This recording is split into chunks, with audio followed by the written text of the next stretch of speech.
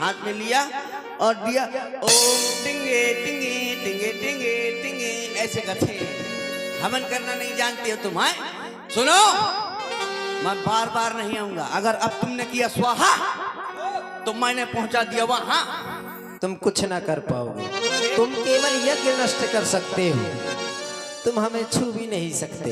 तुम ये बताओ, तुमको ये यज्ञ धुआं करने से कौन सा लाभ मिलता है? धुआं जाता है, मेरी नाक में घुस जाता है, मेरी अरे खराब हो जाती है। यज्ञों के धुएं से मेघ बनते हैं और जब मेघ बनेंगे तो जल वृष्टि होगी, और जब जल वृष्टि होगी तो अन्न का उत्पादन होगा, और अन्न का उत्पादन होगा तो इस समाज का पालन पोषण होगा। वाह, जल वृष्टि तुम्हारी अस्तित्व अच्छी जल वृष्टि भैगी, फसल में कछु नहीं निकलो यार। है ऐसा ऐसा यज्ञ न करना। अभी मैं जा रहा हूँ, अभी मैं जा रहा हूँ। अब ये समझना गुस्सा चढ़ी, गुस्सा इतने कष्ट को सौ चढ़ी कि इतने कष्ट दांत कटकटा कि जहाँ टूट जाओ सबरे। कर कुछ नहीं सकते।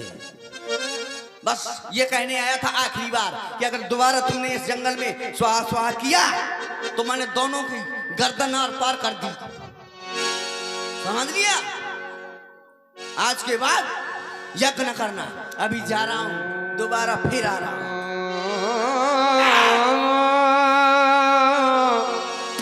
श्री राम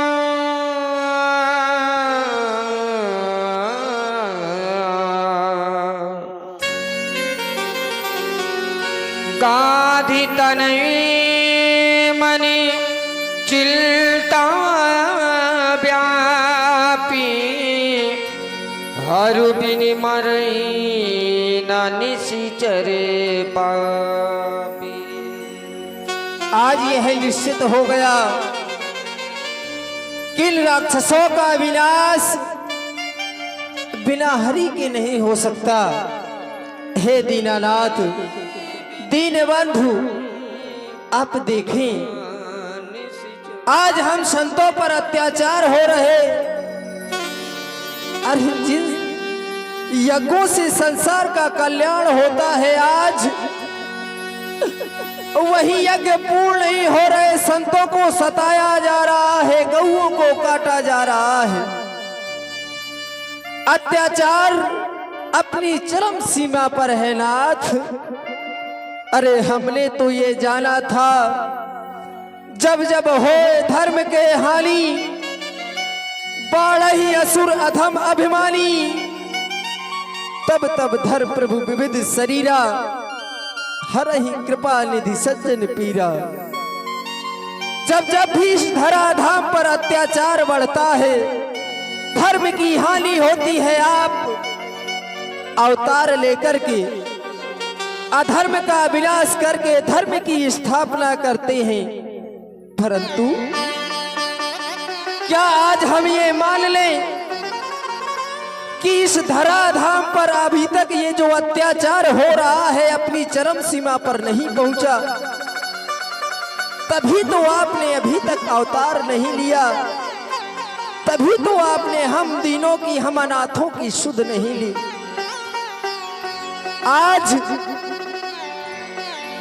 इन मूर्तियों पर निसंग हथौड़े चलाए जाते हैं, पूज्य विद्वानों के मस्तक से ठुकराए जाते हैं। अरे आज जिन आश्रमों, जिन गुरुकुलों में शिक्षा प्रदान की जाती है, आज उन गुरुकुलों में, पाठशालाओं में नरमांस पकाए जा रहे हैं। दीनानाथ, अब तो आप उस क्षीर सैया का शयन छोड़ दो नाथ। अगर आपने अभी तक हम अनाथों की दुहाई नहीं सुनी, अगर हम अनाथों की ये दुहाई इस विश्व में फिर जाएगी, तो आपकी ये शेष सैया सिंधु में धस जाएगी, सिंधु में धस जाएगी। आपने तो हमें आश्वासन दिया था, जल डरपहु मुनि सिद्ध सुरेशा, तुम्हि लाग धरि हो नरवेशा। मैं तुम लोगों के लिए नर रूप में अवतार लूंगा। परंतु ये क्या, आज मेरे हृदय में चिंता का वास। संतों के जीवन में चिंता नहीं होनी चाहिए। कभी मुनिवरी मनी कीन्ही विचारा, प्रभु अवतरो हरन महिवारा। मुझे विचार करके देखना चाहिए, कहीं ऐसा ना हो मैं व्यर्थ पर ही उन पर दोषारोपण कर रहा हूं और प्रभु ने अवतार ले लिया। ओह, मैं तो व्यर्थ में ही उन पर दोषारोपण कर रहा था। प्रभु ने तो इस सृष्टि का, पृथ्वी का भार हरने के लिए अवतार धारण कर लिया। विप्र धेनु सुर संत हित लीन मनोज अवतार। ब्राह्मणों का हित करने के लिए, संतों का हित करने के लिए, गायों का हित करने के लिए, देवताओं का हित करने के लिए, ये धर्म के 4 मूल अंग हैं, इन सभी का हित करने के लिए पृथ्वी पर अवतार धारण कर लिया। अब वो भी अपने 4 अंशों के सहित। क्यों ना हो, बहाना अच्छा है। इसी बहाने जाकर के मैं उनके दर्शन प्राप्त करूंगा। एहोमेश देखो, पद जाई कर विनती आना दो भाई। इसी बहाने विनती करके महाराज दशरथ से मैं दोनों पुत्रों को मांग लाऊंगा।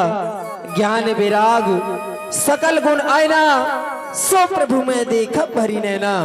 जो ज्ञान और वैराग्य गुणों के धाम है, ऐसे प्रभु को मैं अपने नेत्रों से जी भर के देखूंगा। हे शिष्य तपप्रिय,